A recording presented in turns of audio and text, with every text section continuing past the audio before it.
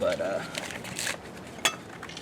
just trying to show you, like, see this, I can't pull this apart. Like the other one, I kind of did it a couple times and then I was able to pull it apart. Some of them just, you can't. Like, they're just, you got to be the Hulk, and even then you can't get your fingers in there.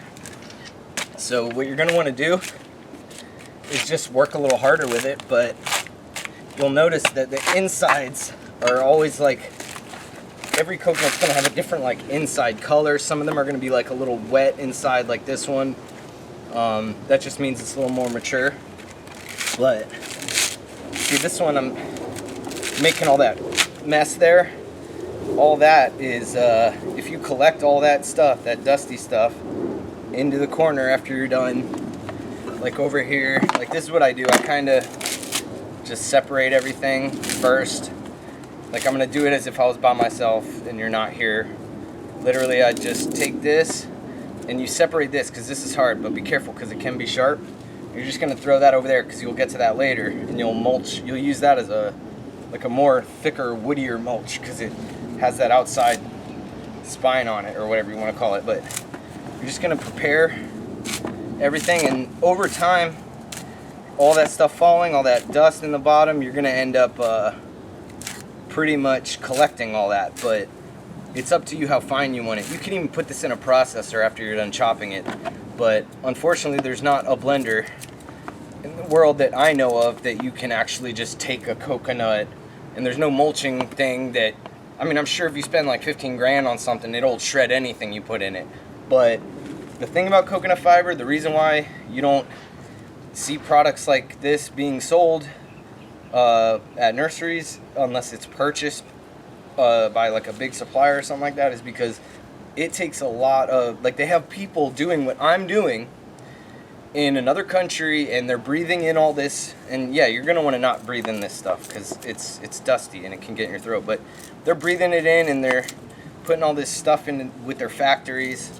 So you're actually doing a good thing by using this, because you're helping your plants, you're helping the planet, and you know, it's not like processed, it's like natural. This is natural right here. So a big thing that I sell is this stuff. I tend to just like make trades with people, but this is all you're really doing, is just taking your time and ripping everything up, and then you're gonna like throw it into your plant, you know? And that's really that. I'm trying to think. Oh yeah, this is a perfect, this is like the bottom of it. You could use that as like a shovel or a scooper. It's good to just throw these around everywhere. And one thing I do want to show you though, actually, I have it right here. So this is like a different type of coconut. This is just kind of interesting. It's like orange inside, and it's not even wet. Like, that's dry. This one's a little wet, or no, that one's dry.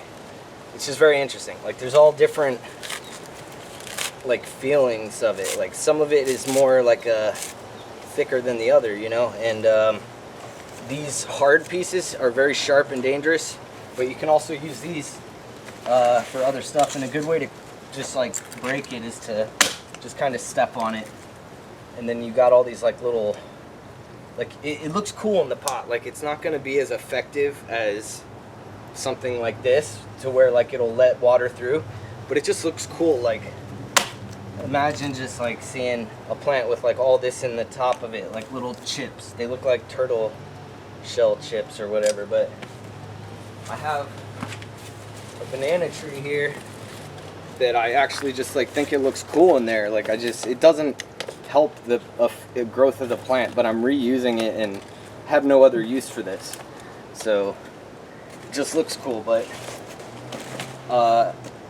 effective and cool looking is this. So, you know, that's just for looks, but this kind is more like effective. And then this stuff is really good. That's how I do that. You know, I didn't know I was really going there with that, but. So when you eat, it's great that you use every part of the coconut, but when you eat coconuts, you like it at every stage, basically, or is there some stages you don't like? These, in another week, maybe not even, these are, see how they like, their green is fading? So most people would taste this and say, oh, it tastes like soda. Like it tastes like a coconut soda because it literally has like a little carbonation. Like, I don't know how to explain it. Like, you'd have to taste it for yourself. You probably tasted that before, but when they're at this stage, especially this variety, some coconuts are good all throughout the stages, but now that they've reached this point, they're not sellable or tradable. But I will let these mature more and turn into this, and then you will have that sweet cereal milky thick coconut water or juice or milk that I was talking about. But it just seems that like a lot, I was always hearing stories about people like going to a nursery, grabbing a bunch of coconuts. Sometimes they get them chopped, sometimes they wouldn't, and they'd put all this time into chopping them and then be like, oh, these taste like crap. My dad and his friend, I said, oh yeah, I got coconuts all the time. And then one day they went to the store and they bought like a little sack of coconuts from the store, and they brought them to me, and I was like, first of all, they were all small as heck, so I was like, oh, cool, like maybe they're those special Thailand ones that are like really small but really sweet water in it. Opened it, it was rancid, it was disgusting. So I don't know, that was just that one experience for that, but these are not rancid. They just kind of, the only way I could put it is like my friend who's from the Philippines, he agrees with me. When they're like this stage, especially this variety or whatever type of coconuts these are, like I know a lot about coconuts, but I can't tell you like, oh, that's that variety of coconut. But I know there are different varieties of coconuts. I'm sure you could do all sorts of things with them, but this stage for this type of coconut, I'm going to let these mature more before I drink them. So I don't enjoy these at this stage. But if I got to these a lot sooner, they're really not bad. These actually have less thick meat. It's also more wet, sort of similar to what you brought me. Has more of like a jelliness to it, like it's more flexible and bendy.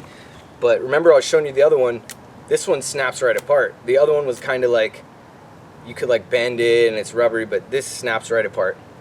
And yeah, like there's just so much more probably to say, and I wish I was more organized about it, but there's unlimited possibilities with coconuts. So how many coconuts do you feel like you eat or drink each day?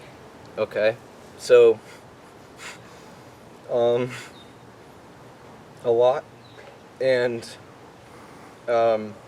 that's what gets me in arguments sometimes with people, is they're like, oh, how can you afford to do this?